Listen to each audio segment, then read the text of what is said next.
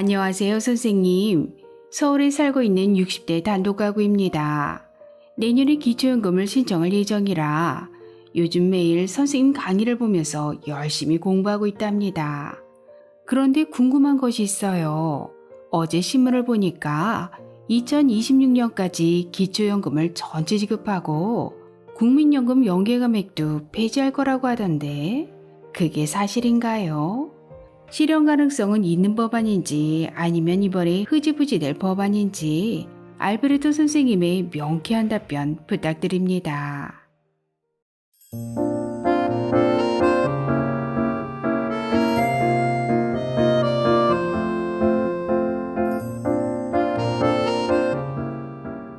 안녕하셨습니까? 행복한 인생의 막 알베르토입니다.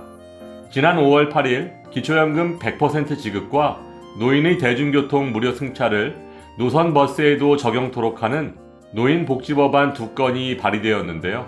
과연 어떤 내용이고 실현 가능성은 있는지 오늘 아주 쉽게 설명해 드리겠습니다.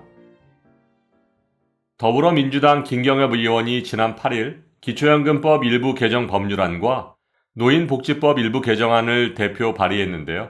먼저 기초연금법 개정안의 내용을 설명드리면 2023년 현재 기초연금은 신청인의 소득과 재산, 그리고 부채까지 모두 반영한 소득 인정액이 단독가구 202만원, 부부가구 323만 2천원 이하면 단독가구 32만 3,180원, 부부가구 51만 7,080원까지 받으실 수 있는데요.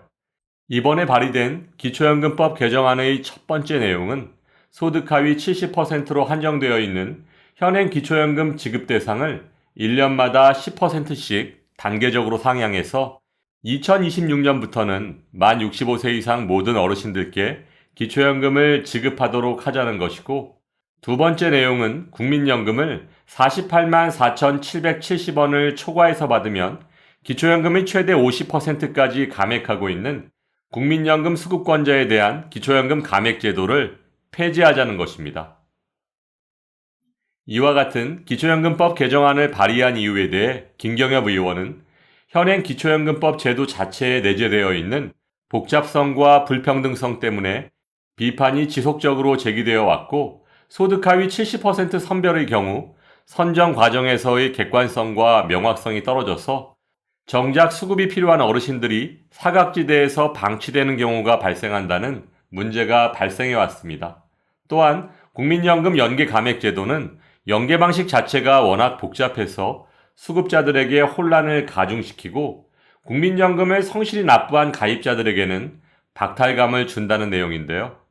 2022년 보건복지부에서 발표한 통계 자료에 따르면 국민연금과 기초연금을 동시에 받는 사람은 2021년 기준 265만 명으로 기초연금 도입 첫 해인 2014년 132만 명에 비해 2배 가까이 증가했고, 특히 국민연금을 많이 받아서 기초연금이 깎이는 수급자는 2014년 14만 명에서 2021년 35만 명으로 해마다 급속히 늘고 있는 실정이고, 월 평균 7만 원 정도 감액된다고 하니 국민연금 가입자들에게는 큰 부담이 아닐 수 없습니다.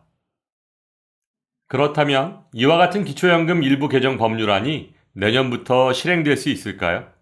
답변에 앞서 지난 몇 년간 민주당에서 추진했던 기초연금과 관련된 법률 개정안의 내용을 살펴보면, 먼저 2021년 고영인 의원이 발의했던 기초연금법 개정안의 내용은 1. 기초연금을 만 65세 이상 전체에게 지급한다. 2. 국민연금 연계 감액 제도를 폐지한다. 3. 기초연금 감액 규정을 폐지한다. 4. 공무원연금 등에 대한 기초연금 수급권 제외를 폐지한다였고, 두 번째, 2022년 민주당 대표 정책으로 추진되었던 기초연금 확대법의 내용은 1하는 소득 하위 70%에게 기초연금 40만 원을 지급하고 상위 30%에게는 20만 원을 지급한다. 2하는 만 65세 이상 전체에게 30만 원을 지급한다. 또한 국민연금 연계감액과 부부감액은 두 가지 방안 모두 소득 하위 70%에겐 폐지하고 30%에겐 그대로 유지한다였는데요. 이와 같은 기초연금법 개정안과 기초연금 확대법은 정부 여당의 반대와 예산 부족의 이유로 그동안 추진되지 못했던 것이 사실입니다. 그렇다면 이번에 발의된 기초연금 일부 개정 법률안은 어떻게 될까요? 이번 개정안에도 기초연금 만 65세 이상 전체 지급을 위해 추가로 소요되는 막대한 예산 확보에 대한 특별한 대책은 포함되어 있지 않고 정부 여당의 반대로 인해 국회 본회의 통과가 사실상 불가능해 보입니다. 하지만 지난 수년간 발의된 기초연금에 대한 개정안의 내용이 중복될 경우 국회 보건위원회에서 병합하여 심사할 수도 있고 관심을 갖는 의원들 또한 증가하게 되므로 오는 10월 공적연금 개혁안이 국회에서 논의될 때 어르신들께 좀 더 유리한 방향으로 진행될 가능성이 높아질 수 있다는 점에서 좋은 소식이라고 할 수 있습니다.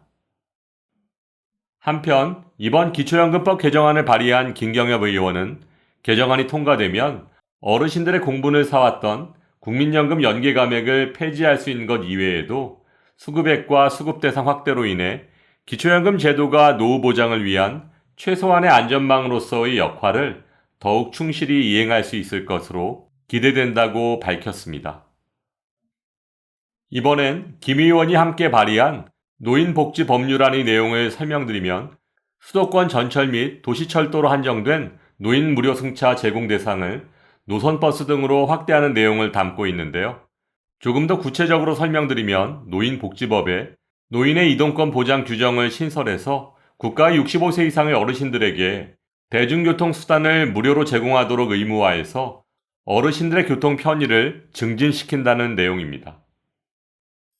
현재 기초연금 전체 지급과 40만원 인상은 어르신들께서 가장 바라고 기대하시는 윤석열 정부의 복지정책이실 텐데요.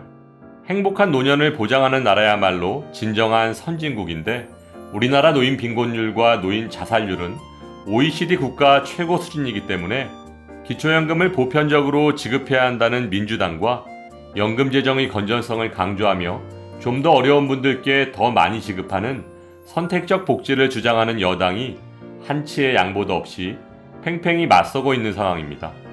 또한 지난 4월까지였던 국회 연금개혁특별위원회의 활동기간이 10월로 6개월 연장되었고 내년 4월 국회의원을 새로 뽑는 총선이 가까워질수록 기초연금 40만원 인상과 전체 지급 등의 어르신들이 표를 의식한 다양한 포퓰리즘 공약들이 쏟아질 것으로 예상되고 있습니다.